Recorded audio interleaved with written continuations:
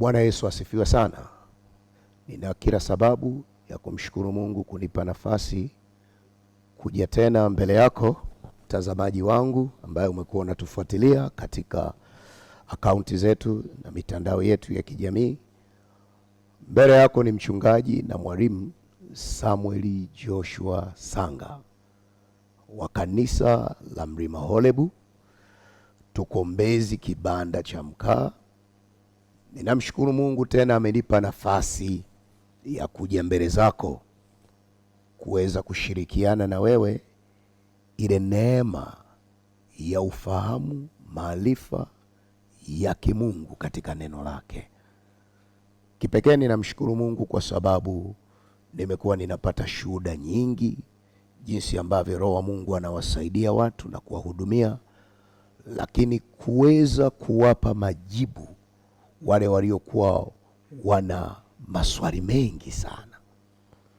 Na jambo kubwa ninalomshukuru Mungu kupitia hii huduma ya mitandao yetu ya kijamii ni watu ambao walikuwa wana vifungo vya magonjwa, vifungo mbalimbali katika hatua za maisha yao, na Mungu ameendelea kuwa anawafungua. Na leo nina mwendelezo wa somo letu lililokuwa linahusu mtiririko juu ya ndoto, maono ya ndoto, maono ya ndoto. Na last time nilifundisha jinsi ambavyo mlango wa ndoto unaweza ukatumika kwenye maisha yako. Aidha Mungu akazungumza na wewe kukupa taarifa juu ya jambo linalokuja, au Mungu anaweza akawa kuna kitu anakuingiza kiagano, kwa sababu njia za Mungu si kama za wanadamu. Ndivyo Biblia yangu inavyoniambia. Na Mungu ana uwezo wa kuzungumza na wanadamu kwa njia mbalimbali. Na moja ya njia ambayo pia Mungu huwa anaitumia kuwasiliana na sisi, nilikufundisha na ninarudia tena kwa wewe unayenifuatilia mara ya kwanza, Mungu pia anaweza akazungumza na mtu kupitia ndoto, kupitia ndoto. Sasa kitu ninachotaka tukione, lipo andiko nililotembea nalo katika kitabu cha Ayubu, ile sura ya 33 kuanzia ule mstari wa 14. Biblia yangu inaniambia, kwa kuwa Mungu hunena mara moja, naam hata mara ya pili, ijapokuwa mtu ajali, katika ndoto, katika maono ya usiku, usingizi mzito uwajiapo watu, katika usingizi kitandani, ndipo yafunua macho ya watu na kuyatia muhuri mafundisho yao, ili amwokoe mtu katika makusudio yake na kumfichia mtu kiburi. Yeye huizuia nafsi yake isiende shimoni, na uhai wake usiangamie kwa upanga. Bwana asifiwe. Nilikufundisha na ninarudia tena, siku zote usije ukapuuzia ndoto ambazo zinaweza kuja kwenye maisha yako.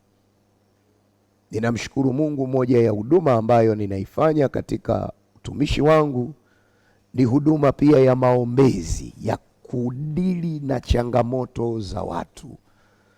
Na eneo moja ambalo nimekuwa ninaliona linawapa watu shida ni kuto kuelewa umuhimu wa Mungu au shetani kuingiza uharibifu kwenye maisha yao kupitia eneo hili ambalo ninakuja kukueleza kwa upana, ili usichukulie, lugha ya mjini tunasema usichukulie poa, usichukulie poa. Biblia inaeleza Mungu ana uwezo wa kuwasiliana na watu kwa njia mbalimbali. Mungu ana uwezo wa kuongea na mtu kwa njia ya wazo la ndani, na yako maandiko kadha wa kadha ambayo yana ushahidi wa kuthibitisha juu ya hii kweli ninayoiongea. Lakini pia Mungu huwa anazungumza na watu kupitia neno lake. Hiki kitabu Biblia ni sauti ya Mungu. Lakini pia Mungu anaweza akazungumza na mtu kupitia watu. Anaweza akatumia mtu kuzungumza na binadamu mwenzie. Lakini pia Mungu anaweza akaongea na mtu, tunasema kupitia sauti za ishara. Ishara zina sauti ndani yake. Lakini pia Mungu anaweza akazungumza na mtu kupitia maono. Maono ni hali ambayo unakuwa si kwamba umelala, lakini Mungu anaruhusu macho yako ya ndani. Ninaposema macho ya ndani, mtu halisi si ya mimi ambaye ninaongea mbele yako. Mtu halisi ni roho iliyo ndani yangu pamoja na nafsi. Kwa kama nje nilivyoumbiwa macho, masikio, mdomo, ndivyo pia sehemu yangu ya ndani na yenyewe ina kinywa, ina macho, ina masikio, ina mikono. Na Mungu anapoweza kukufunulia macho ya ndani kuona, basi tendo lile ndilo tunasema ni maono. Kwa Mungu amezungumza na wewe kupitia maono. Lakini pia Mungu huzungumza na watu kwa njia ya ndoto. Sasa ndoto huwa zinakuja wakati mtu ambapo mwili wake unakuwa umelala. Na pale unapokuwa umelala, basi Mungu anaweza akaleta ujumbe kwa njia hiyo. Na tunaona ushahidi wa maandiko kadha wa kadha. Kwenye kile kitabu cha Mathayo ile sura ya kwanza kuanzia mstari wa 18, tunaona Mungu alizungumza na yule mtu anaitwa Yusufu aliyekuwa amemposa Mariamu juu ya kile ambacho Yusufu aliwaza kumkimbia Mariamu chumba wake, kwa sababu alimuona ana mimba na ujauzito. Alipokuwa amewaza kuchukua hatua ya kukimbia, Biblia inasema Mungu alimtuma malaika kwenda kuongea na Yusufu akiwa amelala. Kwa Yusufu alimuona mjumbe wa Mungu kupitia ndoto, na akaambiwa usimkimbie wala usimuache Mariamu, kwa maana mimba aliyonayo ni kwa uwezo wa Roho Mtakatifu. Lakini pia tunaona maandiko yanatueleza juu ya Yusufu kusemeshwa na Mungu mara ya pili, wakati Herode amepata taarifa kupitia wale wanajimu ambao waliitwa kwenye Biblia mamajusi, walipopita kwenye mji wa Herode na kueleza tumeiona nyota ya kifalme ya kwamba kuna mfalme amezaliwa kwenye mji huu wa Bethlehem. Biblia inaniambia Herode akawa amepanga mpango wa kutaka kumwangamiza Yesu. Ndipo Mungu akamtuma tena malaika mjumbe kuongea na Yusufu kwa njia ya ndoto, kumwambia umchukue mtoto na umpeleke Misri. Hayo ni ushahidi kadha wa kadha katika Agano Jipya. Kwa hiyo Mungu ana uwezo wa kuongea na watu kwa njia ya ndoto. Bwana Yesu asifiwe. Lakini tunaona katika maandiko, kile kitabu cha Mwanzo ile sura ya 15, Mungu alizungumza na Ibrahim kwa njia ya ndoto, lakini hakuishia kuongea naye. Tunaona Mungu alifanya agano na Ibrahim kumrithisha ile nchi ya Kanani. Agano lile na mapatano yale waliyafanya kupitia ndoto. Ukisoma ile Mwanzo sura ya 15 mstari wa kwanza na ule mtiririko wote wa yale maandiko hadi sura ya 18, unaona habari yote ile ilikuwa ni katika njozi. Lakini tunaona Mungu anazungumza na Yusufu katika watoto 12 wa Yakobo. Kwenye ile Mwanzo sura ya 37, Mungu alimfunulia Yusufu ndoto kadhaa na kumuonyesha hatima yake ya baadaye, ya kwamba Mungu alikuwa amemwandaa na kumchagua kuwa mtu mkubwa sana. Kwa nini nimejaribu kuzungumza kwa urefu na kukazia hapa? Ni kwa sababu kumekuwa na shida sana kwa baadhi hata ya watumishi wa Mungu kuamini kwamba Mungu anaweza akaongea kwa ndoto. Na wengine wanasema no, usiyasikilize mafundisho ya namna hiyo. Lakini kuna watu wanapata shida, na miongoni mwa hizo shida wanazozipata, mlango huwa unakuwa ni ndoto. Na wengine wanakwama mahali, na wengine wanakuta baadaye mambo mengi yameharibika. Lakini wanapokuja kukutana na watumishi ambao hatujapuuzia maandiko na tumekuwa tunaamini kile kilichoandikwa, ninajua andiko huwa, lakini roho huisha. Sasa kwa nini usiamini na kumfungia Mungu kwenye kaboksi tu kwa sababu ya kuto kuamini kwako? Kwa tumekutana na vitu vingi ambavyo vimekuwa vinawapata watu, hata mimi mwenyewe ninaamini pia Mungu huzungumza katika ndoto. Ninachokufundisha, nimeona mengi, baadhi ya mambo ambayo Mungu amekuwa ananisemesha kupitia njozi, na ninapochukua hatua za kimaombi na kulifanyia kazi, nimekuwa ninaona hatua za ushindi, na pale ambapo nilikuwa ninashindwa kuchukulia hatua, nimekuwa ninaona kuna kukwama, kuna kustaki, lakini pia kuna kuletewa shida ya kiroho na ya kimwili baadaye. Kabla sijaenda mbali, nilipata nafasi leo ya kuwa na anti yangu moja ambaye anaishi nje ya nchi, na kwa bahati mbaya amempoteza kijana wake wa pekee. Kijana alipatwa na umauti akiwa amelala kule Spain. Lakini kilicho nishtua ni hiki ambacho ninapenda nishare na wewe ushuhuda huu. Ananiambia, mchungaji, ilikuwa mwezi wa kwanza, ninapata ndoto za kumuona kijana wangu kuna mahali anaenda, anadumbukia kwenye shimo, na baadaye simuoni. Ninamuita kwa jina lakini simuoni. Siku nyingine anasema akaona njozi hii, akaona kijana wake anaenda kufunga ndoa, lakini bibi harusi haonekani. Wakati huyo kijana tayari ana mke, ana ndoa na ana familia, na anasema akaipuuzia. Mara nyingine akapigiwa simu na anti yetu mwingine mdogo ambaye ni mdogo wake, akamwambia, nimeona kwenye njozi huyu mtoto wetu akiwa yupo kwenye jeneza. Akasema siamini hayo mambo, lakini Roho Mungu akaendelea kumsemesha kwa njia nyingine ambayo yamkini yeye aliona anaiamini. Ipi? Biblia inaeleza katika ile Isaya 55 kuanzia mstari wa 12, inasema nanyi mtaongozwa kwa amani. Alafu sehemu nyingine katika Timotheo anasema amani ya Kristo na iamue mioyoni mwenu.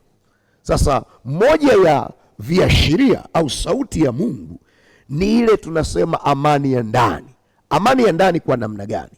Amani ya ndani inaweza ikatoweka, ukakuta unakosa furaha, unakosa amani.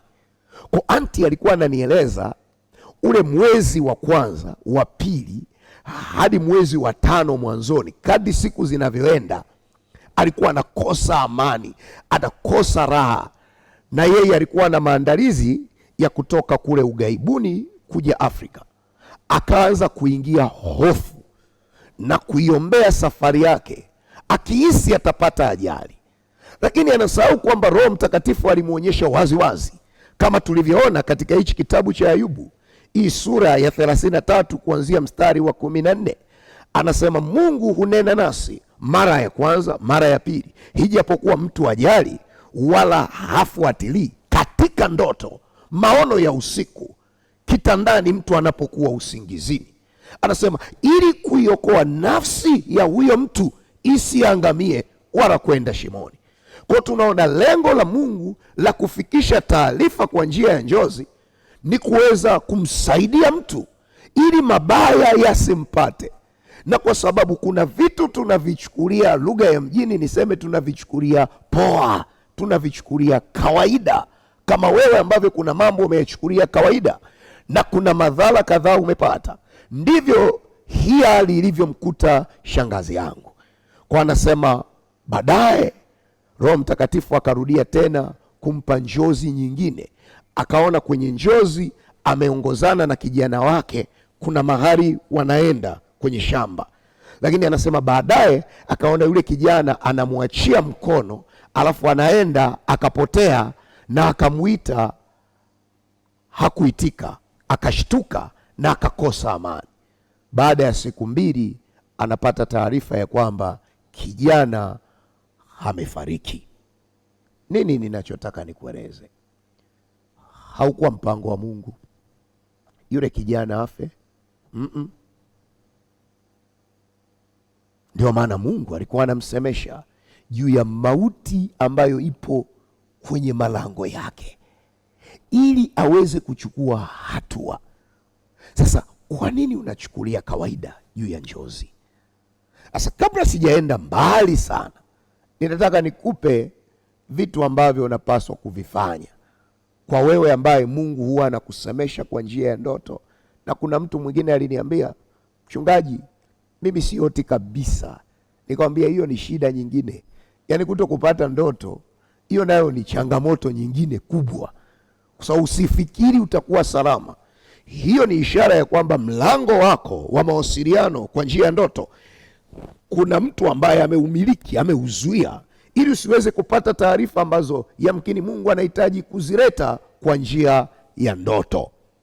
Kwa hiyo jambo ambalo unatakiwa kufanya, moja, hakikisha kabla ya kulala unaombea mlango huo wa ndoto.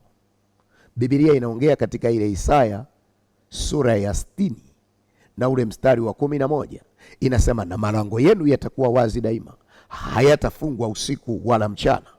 Kwa hiyo siendi mbele ili watu wakuletee kitu, lakini ninachotaka uelewe kwamba mpango wa Mungu, milango yako isiwe imefungwa. Anahitaji malango yako yawe wazi daima. Hii ni Isaya sura ya 60 mstari wa 11. Kwa nini? Kwa sababu mlango unapokuwa umefungwa, kuna kitu kinachotakiwa kukufikia hakitaweza kukufikia. Na tunajua huu mwezi wa 6 ni mwezi ambao wa kujiliwa, sawa na ile Luka sura ya 1 ule mstari kuanzia wa 26. Tunaona Mungu alimtuma malaika Gabriel kwenda kwenye mji wa Galilaya kuongea na mwanamke bikira aliyeitwa Mariamu ili kumpasha habari za kubeba mimba ya kuzaliwa kwa Mwokozi wetu Yesu Kristo. Sasa yule alitokewa kwa njia ya maono, lakini Mungu anaweza akakujilia. Ni nani ajuaye ya kwamba mwezi huu wa 6 ambao tunaamini ni mwezi wa majilio, narudia, ni mwezi wa majilio. Tunasema majilio maana yake ni Mungu kukutembelea wewe, ni Mungu kukuijia kwenye maisha yako. Sasa moja ya Mungu anaweza akatumia hata njia ya ndoto kuja kwako na kukupasha habari na kukupa taarifa juu ya vitu kadhaa ulivyokuwa unaviombea. Kwa hiyo hakikisha usiku katika kuomba kwako, unapojikabidhi mbele ya Mungu ili Mungu akulinde, hakikisha unaachilia damu ya Yesu kwenye hilo lango la ndoto, ili shetani asije akaweka zuio la kile Mungu alichokusudia kukileta kikashindwa kukufikia. Moja. Lakini jambo la pili, hakikisha unakuwa na notebook yako na diary na kalamu. Biblia katika kitabu cha Habakuki ile sura ya 2 inaeleza jinsi ambavyo Mungu alimjibu Habakuki yale maombi yake, na mimi ninanukuu mistari kadhaa hapa. Habakuki ile sura ya 2 na ule mstari wa 1, maandiko yanaeleza jambo hili. Habakuki 2 na ule mstari wa 1 tunaona, mimi nitasimama katika zamu yangu, nitajiweka juu ya mnara, nitaangalia ili nione atakaloniambia na jinsi nitakavyojibu katika habari ya kulalamika kwangu. Mstari wa 2, Bwana akanijibu akasema, iandike njozi. Neno njozi maana yake ndoto. Iandike njozi ukaifanye iwe wazi sana katika vibao, ili asomaye apate kuisoma kama maji. Maana njozi hii bado ni kwa wakati ulioamliwa, inafanya haraka ili kufikia mwisho wake, wala haitasema uongo. Hijapokawia ingojee, kwa kuwa haina budi kuja, haitakawia. Nini Mungu anamwambia Habakuki? Iandike hii njozi. Maana yake Mungu anamjibu Habakuki sawa na kile Habakuki alichokuwa naomba. tunaona ile sura ya kwanza kuanzia ule mstari wa kwanza hadi wa 17 kuna aina ya maombi ambayo Habakuki alikuwa anamsemesha Mungu juu ya ule uovu uliokuwepo kwenye taifa lake, na alitarajia kuna majibu ambayo Mungu atamjibu. Lakini tunaona Habakuki katika kuomba kwake, ijapo alikuwa anaomba katika njia za kulalamika kwa ajili ya yale maovu watu waliokuwa wanafanya, lakini Mungu anakuja kumjibu sura hii ya pili. Habakuki akiwa anasema nitasimama kwenye zamu yangu juu ya mnara ili Mungu aweze kuona na kusikia kwa habari ya kulalamika kwangu. Mstari wa pili, Bwana akamjibu akasema, iandike njozi hii. Maana yake jifunze pia kuwa na utaratibu wa kuandika zile njozi ambazo Mungu anakuletea. Bwana Yesu asifiwe. Kwa hiyo kuwa na discipline, andika tarehe, andika mwezi, andika mwaka utakapoamka, alafu andika, omba Roho Mtakatifu akukumbushe. Ili nini? Lengo la kuiandika ni ili uweze kuifuatilia, ili uweze kujua ujumbe ambao Mungu ameuleta kwako kupitia hiyo ndoto. Bwana asifiwe. Sasa watu wengi wanaweza wakatafsiri ndoto kwa namna zao, lakini si wote wanaweza wakakupa ujumbe ulio ndani ya ndoto. Biblia peke yake ndio inayotupa mwongozo.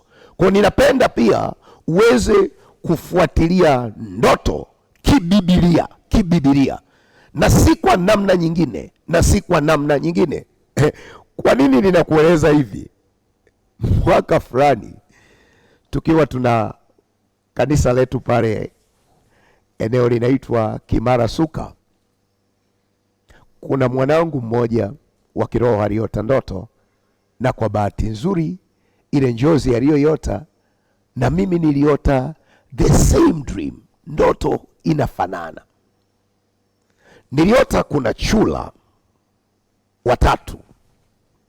Hao chura walikuwa wanaingia kanisani kwenye mlango mkubwa, na mwanangu na yeye akaota kuna vyura walikuwa nje ya eneo la kanisa, alafu kuna vyura walikuwa wanapanda ngazi kuingia kanisani, na akaona chura mmoja ameingia anataka kusogea kwenye madhabahu, na lile eneo la kanisa tulilokuwepo mahali pale tulikuwa bado hatujajenga mimbali ya floor kama hii ambayo imeinuka. Kwa tuliweka zuria kuonyesha kwamba hii ndio mimbali ya madhabahu.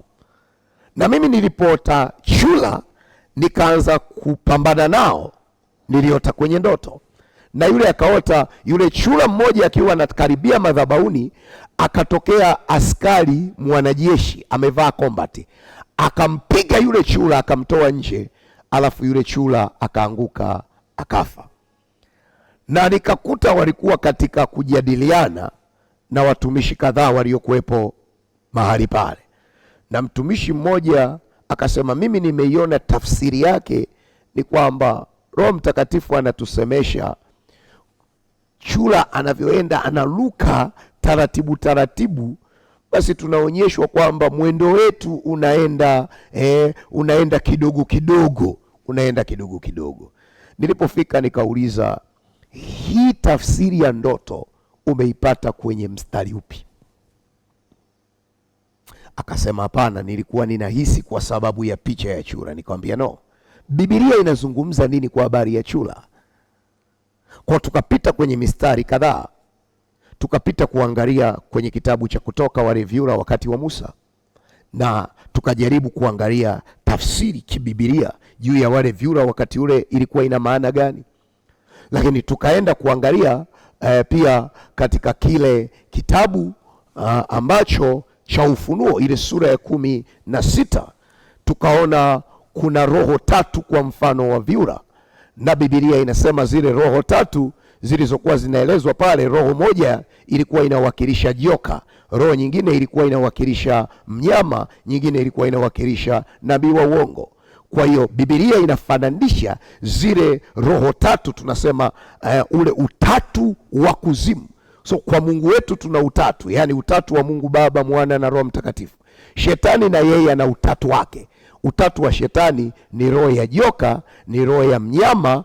Tunaposema mnyama, maana yake ni roho ya mpinga Kristo.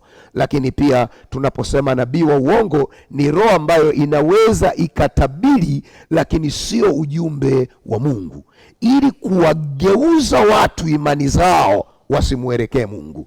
Sasa tulichokuwa tunaelezwa ni kwamba kuna aina tatu ya roho kutoka kuzimu ambazo zimeachiliwa kuja kufanya mashambulizi na kanisa.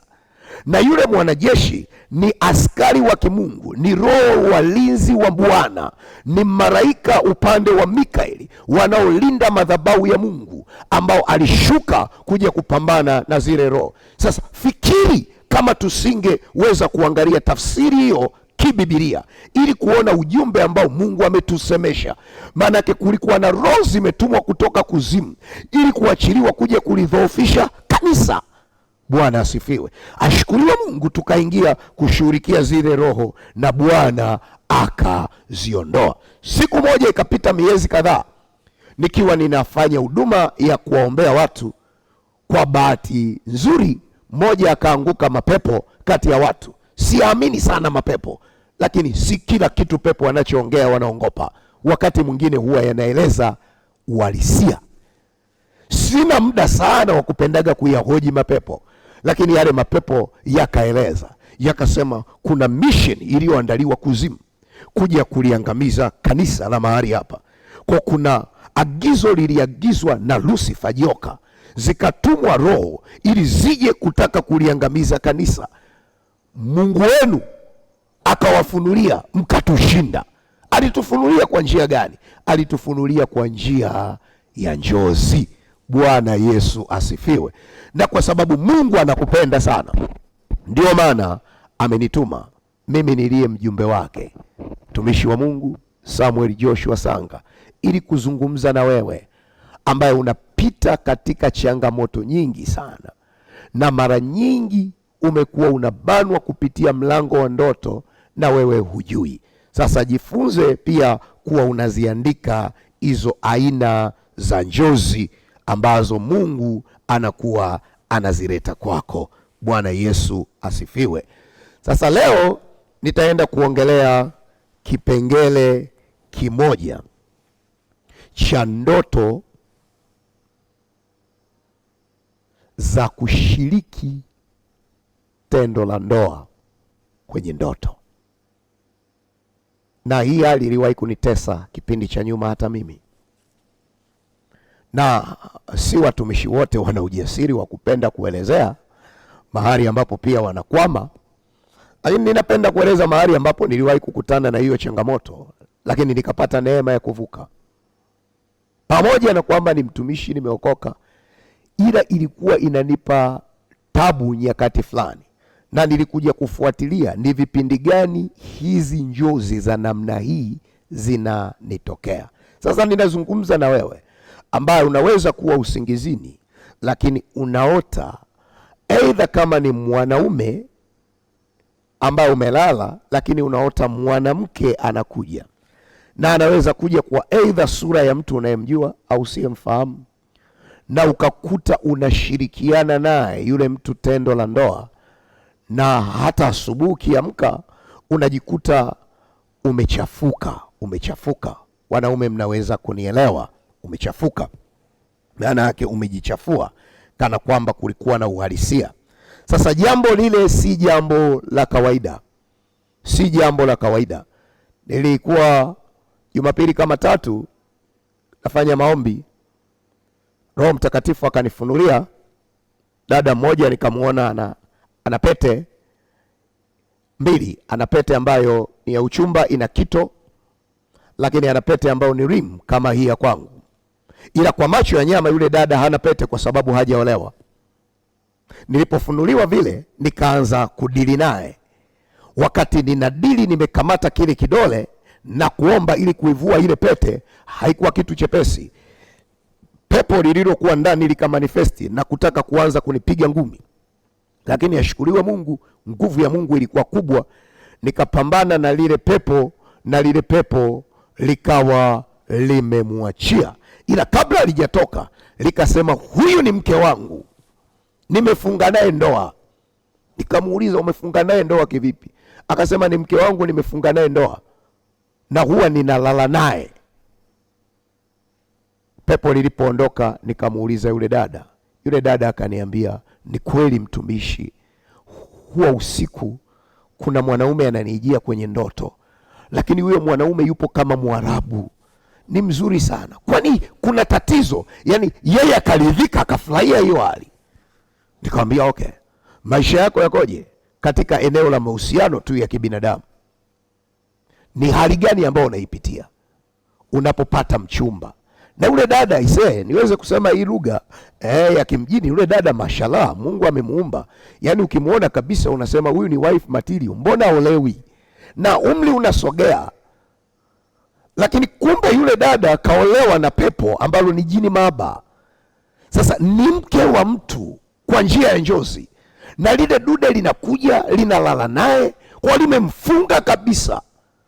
Kwa nilipoanza sasa kusikia yule dada anachonisimulia, nikasema hapana, hii haiwezekani. Kwa ikabidi niingie kwenye deliverance deeper, kuanza kuvunja lile agano la ndoa ya kiroho, na huko ndipo nitakapo kusaidia hata wewe ambaye umekuwa una changamoto ya namna hiyo. Na hii huwa inaleta shida sana kwa watu, haswa kwa mabinti. Unakuta anaweza kuwa na mahusiano na mtu, na hayo mahusiano ni mazuri, yana mwelekeo mzuri, maanake mwelekeo ambao tunasema ni positive, mwelekeo wa kwenda kwenye kuoana. Baada ya muda unakuta yule mwanaume anakuwa anaingia mitini, na huyu mtu haelewi sababu. Na ninazungumza na wewe unanifuatilia, na utakuwa una maswali ya namna hiyo, na yamkini umepita mahali kadhaa, hata kwenye maombi na kwenda kwa waganga, hujapata msaada.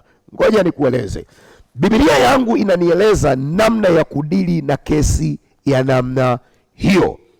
Katika kile kitabu cha Isaya, ule mlango wa 50 na ule mstari kuanzia wa kwanza, maandiko yanasema hivi. Bwana asema hivi, iko wapi hati ya talaka ya mama yenu, ambayo kwa hiyo naliachana naye? Au nimewauza ninyi kwa nani katika watu wanaoniwia? Bwana asema hivi, iko wapi hati ya talaka ya mama yenu, ambayo kwa hiyo naliachana naye? Sasa jambo la kufanya kwenye hili eneo ni hili moja. Lazima ufahamu mahusiano au tendo la ndoa kwa njia ya ndoto sio afya, ni hatari. Mungu aliweka kushiriki meza ile ya Bwana, ibada ile ya ndoa, na mwanadamu mwenzio kimwili. Ndoa ijapo ni kitu cha rohoni, lakini ndoa ni ya mwilini. Ziko sababu ambazo Mungu anaruhusu watu kuwa wanandoa, ziko kadhaa, lakini sababu moja, hawa wanadamu wameumbiwa hali ya kuwa na ushiriki, ili huyu mwanadamu apate utoshelevu. Ni hali ambayo Mungu ameiumba. Tunasema ile furaha, ndoa pia imebeba furaha. Ndio maana Biblia inaeleza kuliko kuwaka tamaa, basi ni heri mtu aoe. Hiyo tamaa Mungu ndio aliyoiumba, lakini Mungu ameiumba hiyo tamaa iwe kwa mke mmoja na mume mmoja, si kila mtu. Maana unapokuwa na mahusiano yasiyo rasmi, tayari hiyo ni dhambi, inaitwa dhambi ya zinaa. Bwana asifiwe. Kwa hiyo Mungu ndiyo aliyoiumba taasisi ya ndoa, Mungu aliitengeneza. Lakini kwa lengo ni hawa watu waweze kufurahiana katika mahusiano ya namna hile. Ijapo ndoa inabeba vitu vingi sana, pia Mungu katika ndoa huwa anaangalia uzao, kwa sababu ndani ya ndoa ndipo wanapopatikana watoto. tunasema watoto ambao wamepatikana katika utaratibu na baraka zote za kimungu. Sio mpango wa Mungu watoto wazaliwe nje ya ndoa, ni mpango wa Mungu watoto wazaliwe ndani ya ndoa. Bwana asifiwe. Na hapa ninataka niweke mkazo, ndoa ni ya watu wawili, kati ya jinsia ya mtu mume na mtu mke. Hizo jinsia nyingine ya mtu mume na mume, hizo sio ndoa za kimungu, ni uhuni na ushetani tu. Lakini ndoa ni kati ya jinsia mbili, mwanaume na mwanamke, ambao hawa watu wakishapendana wana wazazi waliowazaa.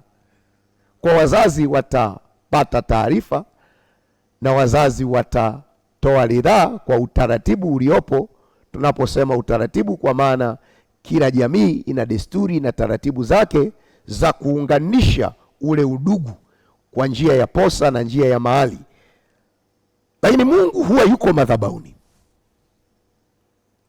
na ameweka madhabahu na kaweka watumishi, ili kile ambacho kimeanza kwa watu wawili kikaenda nyumbani kiweze kuunganishwa rasmi madhabahuni na kuwe na baraka.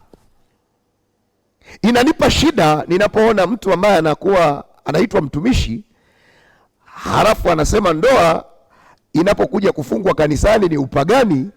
Huwa inanipa kidogo ukakasi.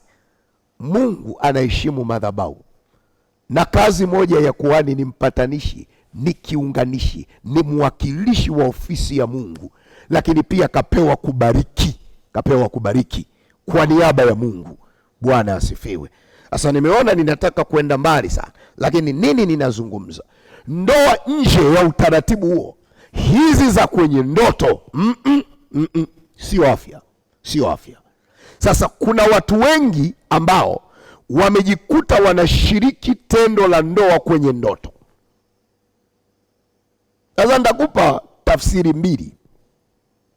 Maana ya kwanza, unapoona unashiriki tendo la ndoa kwenye ndoto, maana ya kwanza, Biblia inaeleza katika kile kitabu cha Kumbukumbu la Torati, ile sura ya 7 na kuanzia ule mstari wa kwanza na wa pili, lakini inaeleza kwenye kile kitabu cha Kutoka ile sura ya 34, inaeleza kwa habari ya wana wa Israeli kuto kuruhusiwa kuoa watu wa mataifa mengine kwa sababu wale wana miungu yao. Na Biblia inasema kijana akioa binti ambaye ametoka kwenye taifa linalomwabudu Mungu asiye Mungu wa Israeli, maana yake yule binti atakuja na mungu mgeni, na huyu anapomuoa, kwa sababu ndoa ni ya kiroho, huwa pia inahusisha nafasi ya Mungu na miungu. Huyu mtu anaweza akaonekana ni kama anazini na miungu. Anasema hicho kitu Mungu anakifananisha na uzinzi. Bwana Yesu asifiwe. Bwana apewe sifa. Labda niweze kufafanua vizuri. Anaonya kwa habari ya wana kutokuoa watu wa mataifa. Niweze kuifafanua hii. Anasema ujihadhari nafsi yako, usije ukafanya agano, Kutoka 34:12. Usije ukafanya agano na wenyeji wa nchi unayoiendea, lisiwe mtego kati yako, bali utabomoa madhabahu yao na kuvunja nguzo zao na kukata maashera yao. Maana hutamwabudu Mungu mwingine, kwa kuwa Bwana ambaye jina lake ni mwenye wivu ni Mungu mwenye wivu. Usije ukafanya agano na wenyeji wa nchi, watu wakaenda kufanya uzinzi na miungu yao. Nataka uone, watu wakaenda kufanya uzinzi na miungu yao na kuitolea sadaka miungu yao. Mtu mmoja akakuita ukala sadaka yako. Anasema ukawaoza wana wako binti zao, na binti zao wakaenda kufanya uzinzi na miungu yao, wakawavuta wana wenu wafanye uzinzi na miungu yao. Sasa unapoota pia unashiriki tendo la ndoa kwenye ndoto, ni ishara ya kwamba unasemeshwa katika ulimwengu wa roho. Kuna muunganiko kati ya nafsi yako na miungu. Na miungu, ninaposema miungu, maana yake ni roho za asili, roho za kifamilia, mizimu, mapepo, mashetani, aidha roho za asili za kwenu au miungu ya eneo ulilopo. Kwa hiyo pia Mungu anapokusemesha uhusiano kwamba wewe umeingizwa kwenye agano na miungu, ya kwamba kuna miungu ya mahali, kuna roho za mahali, mizimu ya mahali ambayo inakufuatilia na umeunganishwa nayo, kwa sababu ibada yoyote au uzinzi Mungu anaufananisha ni kama ibada ya miungu. Ile ibada ya miungu pia Mungu anaifananisha ni kama zinaa. Mtu anapokuwa anaabudu miungu, kwa Mungu anaonekana anazini, ni uzinzi. Kwa tafsiri moja ya zinaa kwenye ndoto ni kwamba kuna muunganiko wa kiroho kati ya wewe na roho zinazoitwa miungu. Kwa hiyo Mungu anakusemesha kwa lugha ya kinabii kwenye Kiswahili, huku tunasema kwenye fasihi, zile fasihi handishi, kwa sababu huzuri na mimi kwenye lugha kidogo nilipita nikiwa advance. Huku kwenye lugha tunasema kuna kitu kinaitwa lugha ya picha. Sasa kwenye Biblia tunasema kuna lugha za kinabii, kwa sababu maandiko ni mafumbo. Kwa hiyo moja kitu Mungu anachoweza kukusemesha, usije tu ukawaza kwamba nina jini maaba. No. Lakini tafsiri nyingine ni kwamba unaonyeshwa kuna muunganiko kati yako wewe na miungu kwenye nafsi yako. Kwa hiyo Mungu anakuonyesha kwamba kuna roho ambazo zimeunganika na wewe, lakini hizo roho zipo kwenye levo au ngazi ya miungu. Sasa nitakuja kukufundisha siku nyingine namna ya kushughulikia roho za namna hiyo. Bwana Yesu asifiwe. Glory be to God.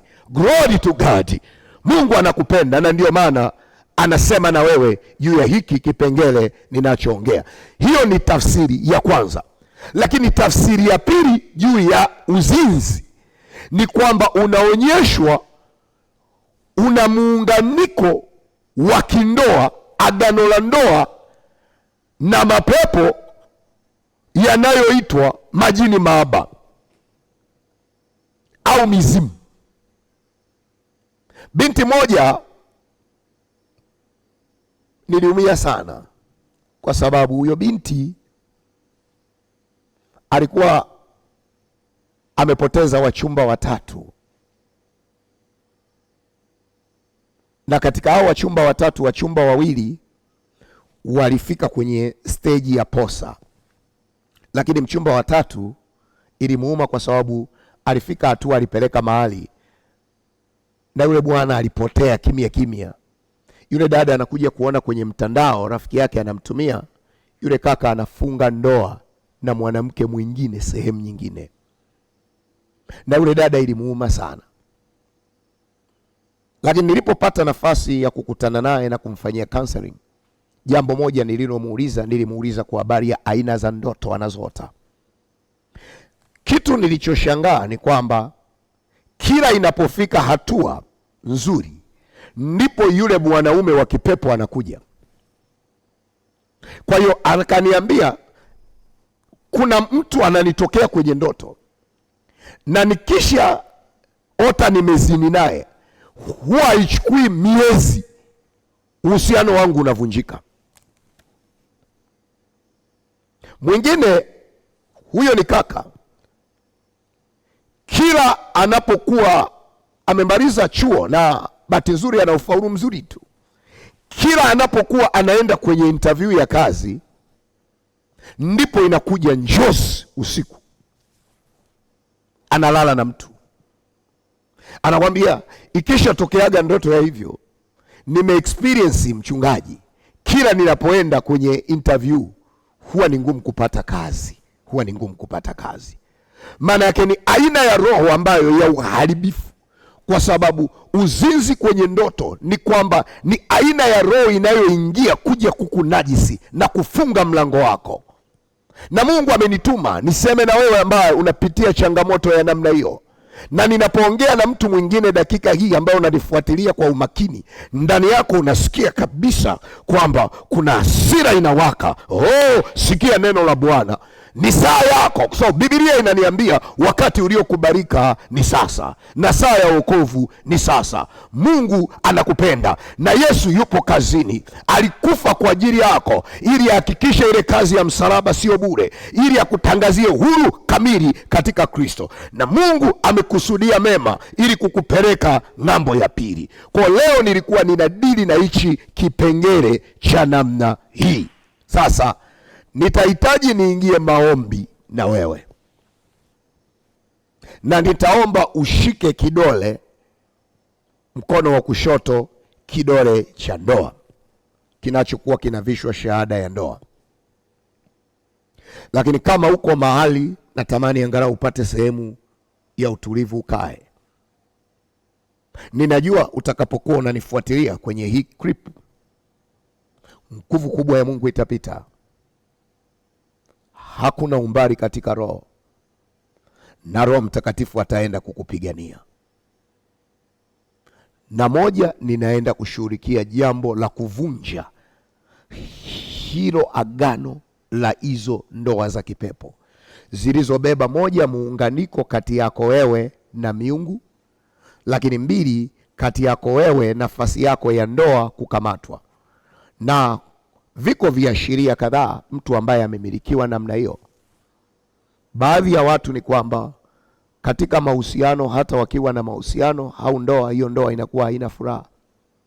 Ndoa hiyo inakuwa na magomvi sana, kwa sababu kama kuna miungu au kuna hilo pepo jini, uwe na uhakika na lenyewe lina wivu, kwa halitaweza kutoa nafasi ya wewe kuenjoy na huyu, kwa litatengeneza figisu hila, ili mradi kuwe na tofauti kubwa sana na hata ndoa yako ivunjike ili liendelee kukumiliki. Kwa hiyo leo tunaona kuna changamoto nyingi sana za ndoa, especially pia hata ndoa za Wakristo zimekuwa nyingi sana zinavunjika kuliko nyakati za nyuma. Ndoa nyingi sana, si mpango wa Mungu wana ndoa waachane, na leo hadi watumishi wanaachana kabisa. Si mpango wa Mungu, shetani yupo kazini. Nami nimetumwa kwa ajili ya hili, ili Mungu aingilie kati. Kuna watu Mungu anawatumia kabisa hata kuhubiri mambo ya ndoa, lakini na wao wamebanwa, sikia hata wao unayenifuatilia, Mungu anakupenda. Nami nitaomba na wewe, na Roho Mungu ataingia kazini. Lakini ziko namba zetu zinapita hapo chini. Nitahitaji pia utanitumia message, lakini unaweza ukatupigia kwa maelekezo mengine zaidi. Lakini kwa wewe ambao utahitaji kuja kuniona, nitakupa ratiba ya siku ambazo ninaonekana, ili tuweze kuhudumiana kwa upana, na Mungu atakuwa mwema. Sasa ninaomba ushike kidole chako, fuata maneno haya. Sema: Baba, katika jina la Yesu Kristo wa Nazareti, ninakushukuru kwa sababu ni Mungu unayenipenda. Nami ninajua ulimtoa mwanao akafa msalabani kwa ajili yangu. Ninakushukuru kwa ajili ya kazi ya msalaba. Yesu, ulipigwa na kufa ili mimi niwe na uhuru kamili. Ulimwaga damu ili kuninunua niwe mali ya Bwana. Leo ninasogea mbele ya kiti chako cha rehema. Ninaomba rehema na msamaha kwa ajili ya maisha yangu. Ninajua Mungu, wewe ni mtakatifu, unaishi na roho zilizotubu na kunyenyekea. Nami nikisema ya kwamba sina dhambi, ninajidanganya mwenyewe, wala hiyo kweli haimo ndani ya moyo wangu. Na kwa sababu hiyo ninaungama maovu na makosa yangu yote. Ninaomba Yesu unisamehe, unioshe kwa damu yako, ili nami niwe safi. Ninaomba uyafute na majina yangu kwenye kitabu cha hukumu. Uyaandike majina yangu leo kwenye kitabu cha uzima wa milele. Ninakukataa shetani na kazi zako zote. Ninakualika Yesu na Roho Mtakatifu karibu ndani ya moyo wangu. uwe Bwana na Mwokozi wa maisha yangu. Asante Yesu kwa kuniokoa. Asante Yesu kwa kunisamehe. Nimeshika kidole changu ambacho ni sehemu ya shahada ya ndoa kama ishara, nikitangaza nguvu ya toba kwa ajili ya kila mlango ambao shetani ameutumia ili kuniingiza katika ndoa ya kiroho. Nami leo ninaikataa kwa damu ya mwana kondoo. Baba, neno lako linaniambia ipo hati ya talaka sawa na Isaya sura ya 50 na ule mstari wa kwanza. Iwe ni miungu, iwe ni jini maaba, iwe ni mizimu, leo ninatangaza rasmi, ninavunja ndoa hii kati yangu mimi na wewe. Ninakukataa kwa jina la Yesu, kwa jina la Yesu. Mimi sio mke wako wala sio mume wako. Ninaileta damu ya Yesu, ninainyunyiza kwenye hichi kidole, kwenye hichi kidole, nami ninakupa talaka kuanzia leo. Ninaivua hii pete ya kipepo niliyovishwa kwa damu ya Yesu na kwa jina la Yesu. Kuanzia dakika hii, nguvu za Mungu ziwe juu yako. Pepo uliyemkalia huyu mwanamke, toka kwa jina la Yesu, toka kwa jina la Yesu, toka kwa jina la Yesu, toka. Bwana akukemee, toka, mwachie. Huyu sio mke wako wala sio mume wako, toka kwa jina la Yesu. Achia aolewe, achia akae kwenye ndoa yake iwe na utulivu, achia amani kwenye hiyo familia na hiyo ndoa, toka kwa jina la Yesu. Mwachie huyu baba, mwachie huyu kijana, achia maisha yake. Wewe uliyemfunika ukaweka giza ili binti huyu asiolewe akawa wa kuchezewa, toka kwa jina la Yesu, toka. Bwana akukemee, toka. Moto wa Roho Mtakatifu ukuteketeze kuanzia sasa.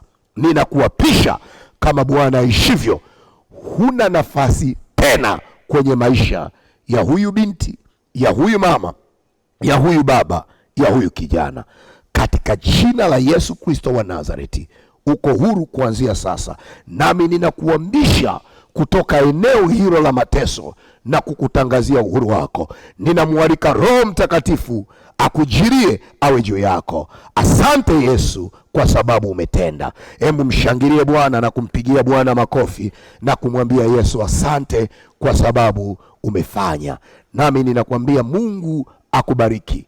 Wewe ambaye umenikuta mbele, jina langu ni mchungaji na mwalimu Samuel Joshua Sanga wa kanisa la Mlima Horebu. Tupo Mbezi Ruisi, Mbezi ya Morogoro Road, Mbezi kibanda cha mkaa. Kutoka eneo la barabara na kanisa sio mbali, ni kama mita 500 unafika kanisani. Ibada zetu kila Jumapili saa 3 kamili asubuhi tunakuwa na ibada ambazo ibada hizo zina nguvu za Mungu, zinaenda mpaka majira ya saa 7. Lakini kuanzia saa 9:30 jioni basi huwa ninakuwa na ibada maalum ya kukutana na watu kwa ajili ya maombi na maombezi. Kwa hiyo ninakukaribisha wewe mpaka saa 12. Yawezekana kuna mahali umebanwa katika ibada unayoabudu, usikose jioni Jumapili. Jumamosi saa 4 ninakuwepo hapa kwa ajili ya counseling lakini na maombi. Ninakukaribisha, usikose. Mungu akubariki sana. Kama una sadaka yako kwa ajili ya kumshukuru Mungu kwa matendo makubwa, basi namba zetu za hiyo mitandao yetu ya Voda, M-Pesa, unaweza ukaituma sadaka hiyo, na mtandao wa Yasi. Jina litakuja Kanisa la Mlima Horebu. Shalom, ubarikiwe. Amen.